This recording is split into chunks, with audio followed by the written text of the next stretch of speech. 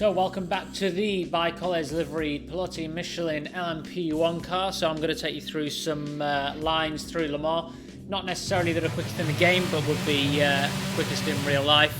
I'll turn down the audio of the game slightly. So we are at Circuit de la Sarthe, Le Mans. I'm going to use this front view because the cockpit view isn't quite as realistic as it would be in real life, just in terms of being able to move the head, not in the design of it. So I'm going to use this view so you guys can see the lines in real life. We're going to compare some of the game to how it would be in the real thing. So here we open up the track by going over these painted white lines, over, straighten the wheel to maximise the braking, using all of the curb that we can get away with, trying to keep two wheels on the track.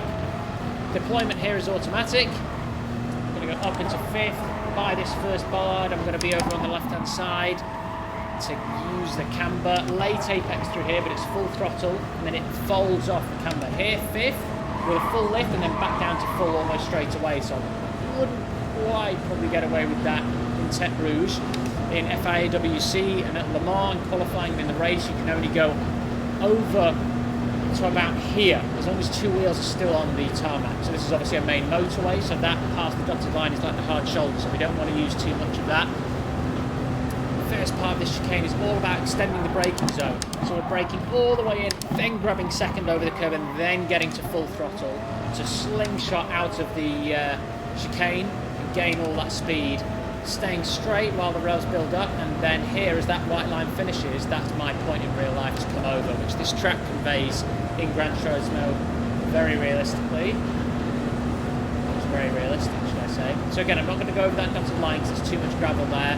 Then at the last board, braking into third, then grab second just as I turn back over, then back to full throttle. You can put the curb in between the car in real life if you run a little bit wide, because you need to get onto full power to gain here all the way down. This is the second slowest part of the track. My dog runs outside. That wouldn't happen in real life, would it? So just as it gets the elbow, I call it here, there, then we'll harden the brakes. A little bit wide there. And then onto full throttle, went down the gears too quickly or my dog walked past me. Keep the curb in between the car and the exit so that you've got both rear wheels on nice planted tarmac to gain grip all the way down. Under the toe to bridge here. Still using the racing line to shorten the track as much as possible. Now this can be flat out at Indianapolis, but you want to lift on the way in so that you can then brake and use the camber all the way in and then up to the exit curb. Up into fourth, don't go up into fifth because here we need to maximise the braking, get it in, and then back on the throttle. All the way up to the curb, but not onto the AstroTurf. The car will accelerate on the curb, not too bad, but the AstroTurf you lose a lot in real life.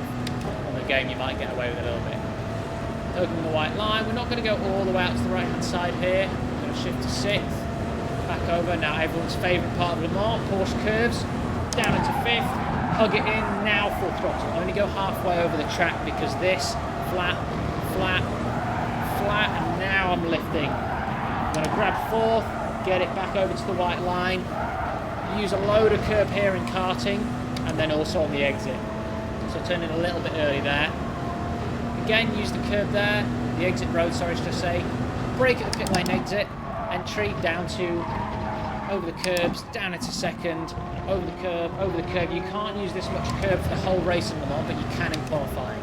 The team let us get away with using that in qualifying because obviously they can repair it in time for the race. So we'll do another lap. Over the dotted line, over the curb, straight wheel, down the gears.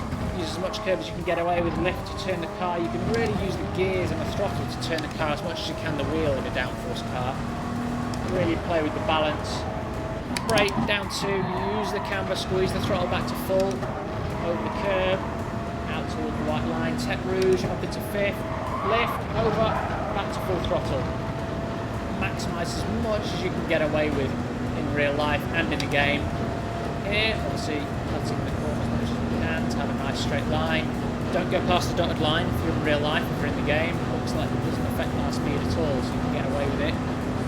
Remember, first part of the chicane is all about maximising your braking, so we're braking all the way into that second part. So on the brakes, all the way in, then grab second, then squeeze the power back to full.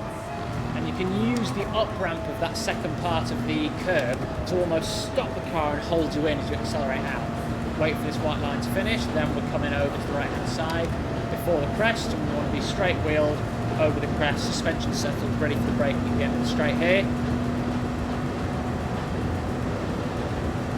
And then harden the brakes, all the way in, grab second, turn it back over, then start to feed the power back in. Now you can put the curb in between the car like that if you run a little bit wide, and you can also use a little bit of that exit.